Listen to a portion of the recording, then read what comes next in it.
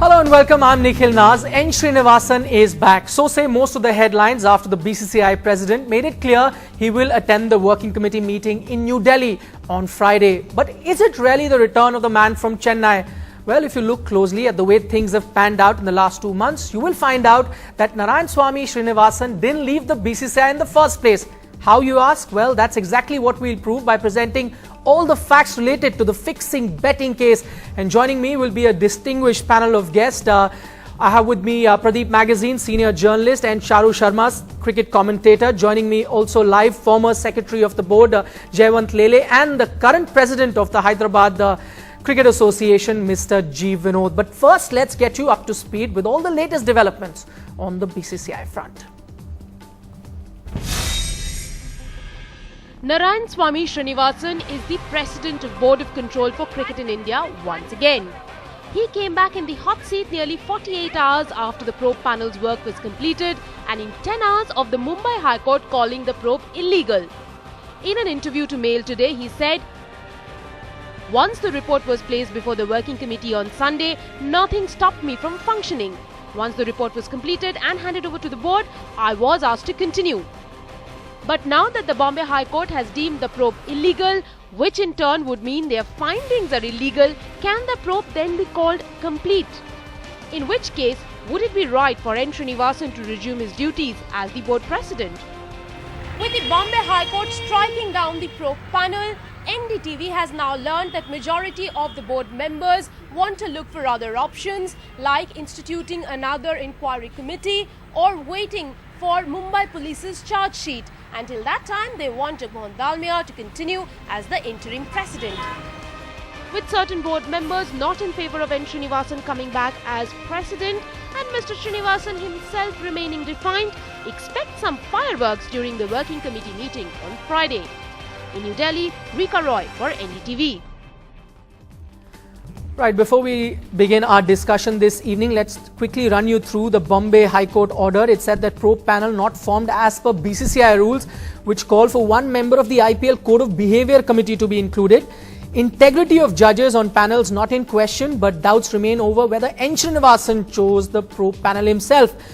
Why couldn't, this is what the court asked, why couldn't Jaitley or Shastri be on the panel considering they were part of the IPL Code of Behaviour Committee? Court refused to buy BCCI's argument that Shastri couldn't spare a day from his commentary schedule to be part of the probe.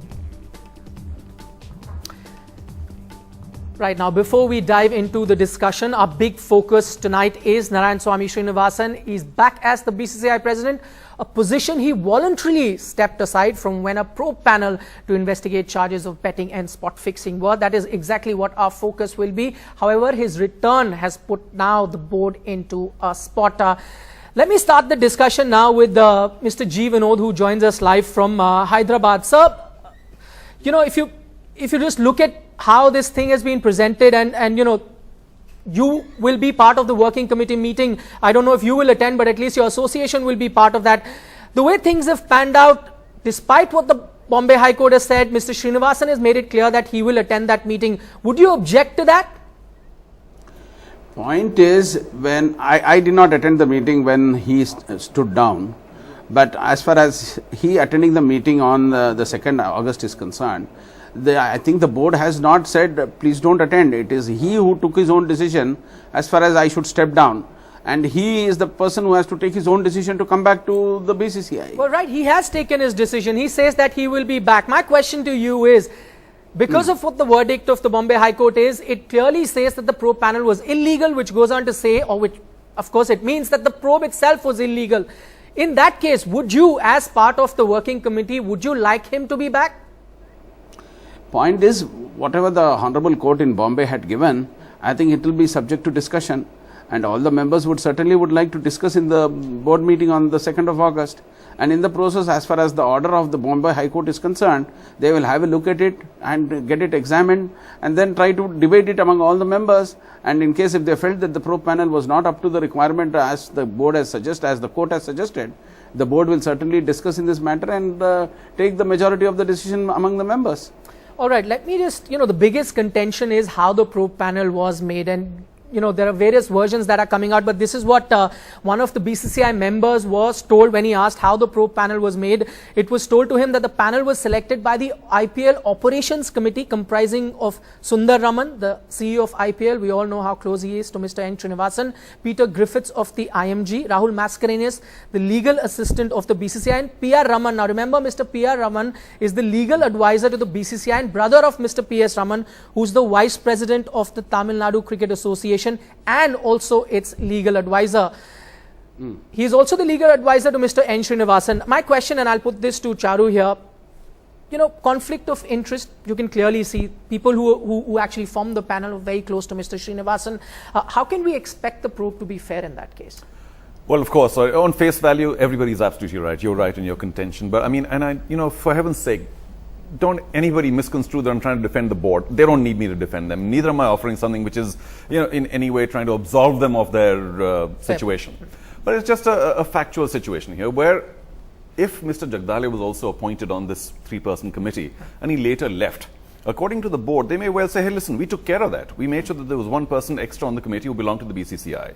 The Mumbai High Court has also said that we're not casting aspersions on the wisdom of the judges. Correct. But once he left, shouldn't they have another member? That's what the Constitution says. Yes, absolutely. Also, two things here. We keep pillaring the BCCI, and sure, it hasn't covered itself in glory any time, ever.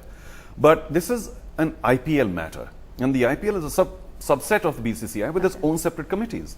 So why are we saying that the BCCI is under question here? But it should be an IPL situation with the IPL committee saying this is what's happened, whether these teams should be kept in or not, because of course there's this famous clause in all the teams where if there's any person within a team who's caught for betting or any such thing, then the team has to be scrapped. So those are the important questions. But yeah, I mean, on face value, it's not looking good for the board or the IPL at all. Sure, they should have gotten somebody else. But in all of this, let's not cast aspersions on the wisdom of the judges.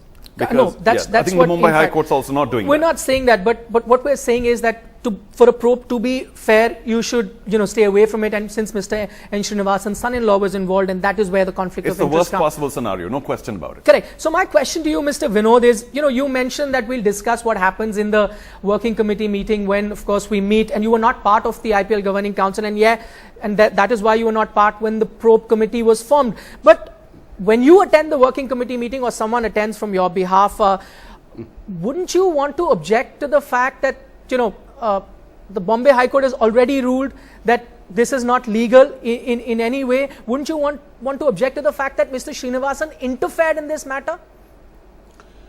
I attended the meeting in Calcutta 3 days ago. Right. And after that, this PIL has come into force and the Bombay High Court has given this order. So this issue has certainly come as a surprise to most of the members of the committee. They never expected it. And as far as the probe panel was concerned, we were all expecting a report from the probe panel that they are going to give it, which is going to be on, say, foolproof basis, which is the way the judges have done it. And even then, when the judges gave their report, they mentioned it very clear that they did not get proper cooperation from the Mumbai Police Department and also from the Delhi Police Department. So they were all going through, taking information from exactly where the spot of investigation was going on.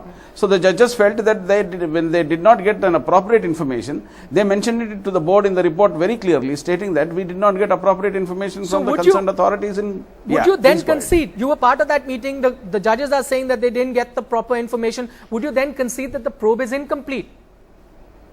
Now, whether the probe is incomplete or complete is not the issue which has now come up for understanding, since the Bombay High Court judges have given a statement that they felt that the probe is not complete. Now, this is an issue which is certainly going to be discussed on the 2nd of August.